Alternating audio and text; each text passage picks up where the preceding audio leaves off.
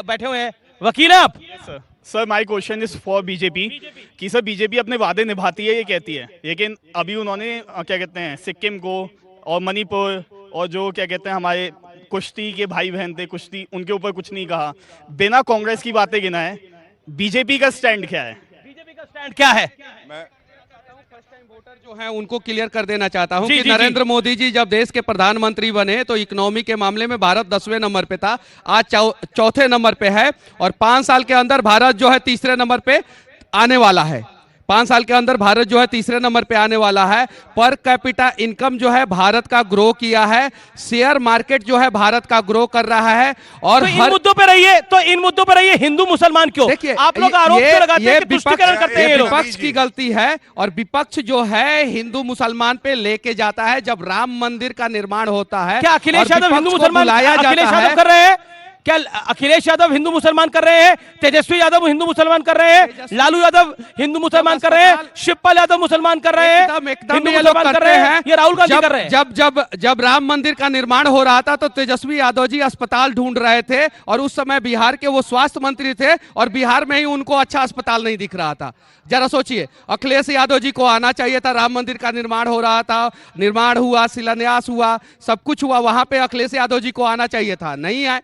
तो ये विपक्ष जो है तुष्टीकरण की राजनीति करती है और क्लास में जो सबसे फेलियर बच्चा होता है गलती कर देने के बाद जो है रोना शुरू कर देता है कि सर मुझे माफ कर दीजिए, सर मुझे माफ कर दीजिए। ये हर बार क्लास पे क्यों अटक जाते हैं आप? क्लास फेल पे क्यों अटक जाते हैं हर बार?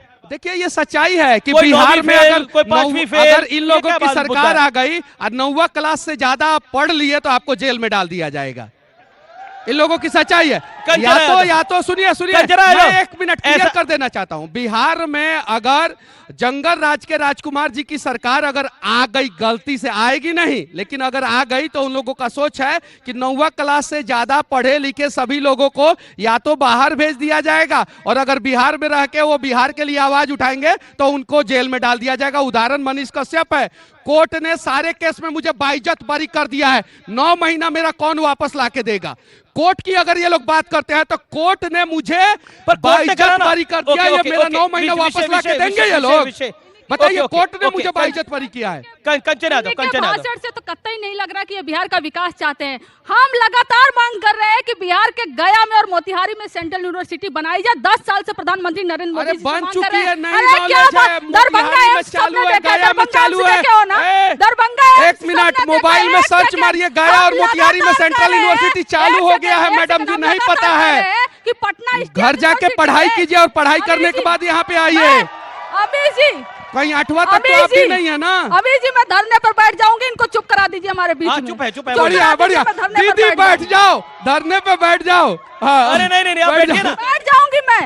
ये तानाशाही चल रही है, इनके प्रधानमंत्री भी तानाशाही करते हैं, उसी का अंश दिख रहा है यहाँ पर। और आपको बता दे कि कहे तक पूर्णिया में 10 साल पहले आएंगे, अगली बार इसी एयरपोर्ट पर उतरेंगे। भैया उनको पटना उतरना पड़ा, पूर्णिया में एयरपोर्ट ही नहीं बना। आपने जो प्रॉमिस किया था 10 साल में प्रधानमंत्री नरेंद्र मोदी जी, अगर 1% भी आप पूरा किए होते तो आज आपको मंगल सूत्र पर तो कतई बात नहीं करना पड़ता। ये शर्म की बात है कि हमारे देश के प्रधानमंत्री की भाषा स्तर इतने नीचे तक गया है और वो छिछलापन प्रवक्ताओं में भी दिख रहा है। देखिए ऐसा है क्योंकि अर्थव्यवस्था की बात हुई और ये बात हुई कि मोदी जी ने क्या किया है। मैंने पहले असंभव को जो संभव किया, आर्टिकल 370 और राम मंदिर बताया।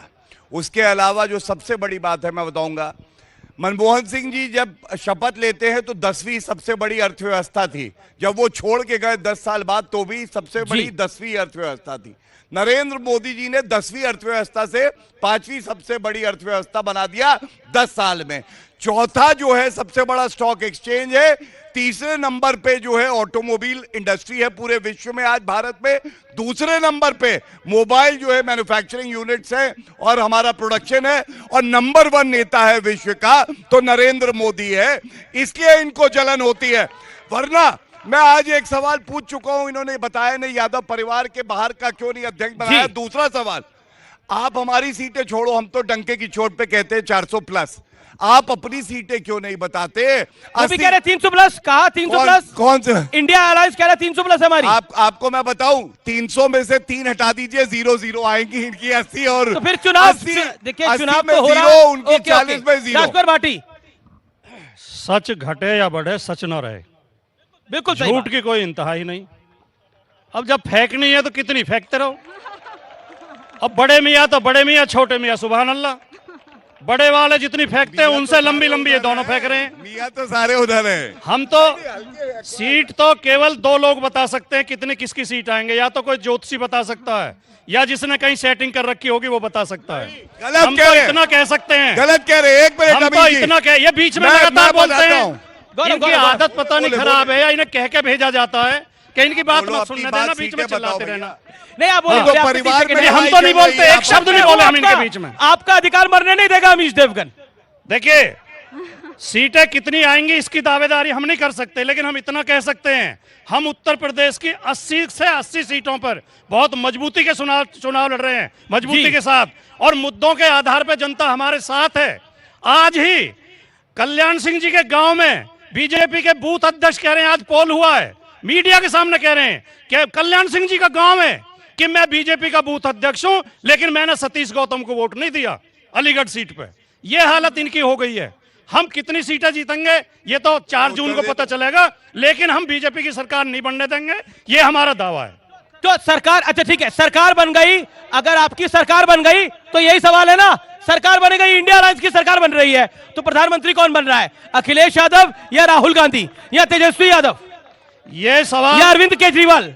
ये सवाल आपको देश के संविधान निर्माताओं से पूछना चाहिए, संविधान विदों से अरे पूछना चाहिए। आपकी राय क्या भाई? मैं बता रहा जवाब हूं, होना चाहिए कि नहीं होना अमीश जी, चाहिए? मैं आपके सवाल का जवाब दे रहा हूं। इसका अमीश जवाब जी, कौन जानना चाहता है? हाथ खड़ा करे जो जानना चाहता है देश का अगला प्रधानमंत्री कौन होगा। कितने लोग जानना चाहते हैं? देखिए सर, अमीश केवल जी, मोदी जी, अमीश जी, केवल मोदी जी। मैं आपके अरे! सवाल का जवाब तो दे रहा हूं। हाँ 10 सेकंड। भारत का संविधान और भारत की चुनाव प्रणाली 543 सांसदों का चुनाव करती है। फिर चुनाव के बाद वो सांसद अपना नेता चुनते हैं, वो प्रधानमंत्री होता है। भारत के संविधान में आपके कोई बोलते सिस्टम ही नहीं बिजली है। चमक गई। आप उत्तर गैर दे दो संवैधानिक व्यवस्था चलाना नेहरू जी चाहते हैं। कैसे बन ठीक है, गए? ओके, मनीष नेहरू कश्यप। जी कैसे बन गए? इंदिरा गांधी कैसे बन गई? राजीव अरे गांधी भैया, पहले आपको प्रत्याशी अध्ययन की कैसे जरूरत हो गए? है, आपको पता प्रधानमंत्री ही के नहीं है। कैंडिडेट कैसे हो इन्हें गए? अध्ययन की जरूरत आप ही है। बताइए इन्होंने ना, किताब पढ़ी नहीं है। जरा बताइए। ये कुछ संविधान का हत्या करने वाले हत्यारे लोग जो हैं वो आज संविधान की दुहाई दे रहे हैं, और जब हम उसको कोट कर देंगे तो कहेंगे कि हम धरना पे बैठ जा रहे हैं। अभी जी, जरा अभी जी, बताइए, एक ऐसे सेकंड। नहीं कचरा- चलेगा भाई, कचरा- कचरा- ऐसे नहीं नेहरू- चलेगा। धरने पे तो नहीं बैठेंगी ना एक दीदी। सेकंड। जब नेहरू जी प्राइम मिनिस्टर थे तो यही उनके बाद सवाल उठता था कि आफ्टर नेहरू हु, इस देश ने अच्छे अच्छे प्रधानमंत्री को दिया। यहाँ पर अटल बिहारी वाजपेयी जी भी आए, यहाँ पर मनमोहन सिंह भी आए, यहाँ पर इंदिरा गांधी जी भी आए, यहाँ पर देवगौड़ा जी आए, अच्छे अच्छे प्राइम मिनिस्टर। अगर आप मोदी इस जी होप भी में हैं, मोदी बैठते जी का हो नाम मत कि भूलिए। नेहरू जी के बाद कोई नहीं, अगर इस होप में बैठते तो कैसे प्राइम मिनिस्टर बनता? चलिए चलिए, मोदी जी आप हमारे साथ 2047 बने की बात रहिए। करते हैं। लेकिन जनता जनार्दन यहाँ पर है जिसके सवाल बड़े सारे हैं, लेकिन कर्तव्य पथ से हम एक और बहुत बड़ी चीज लेकर आ रहे हैं। वो क्या चीज लेकर आ रहे हैं? एक बहुत बड़े मंत्री कर्तव्य पथ पर आपके सवालों के जवाब देंगे। छोटे से ब्रेक के बाद बहुत जोर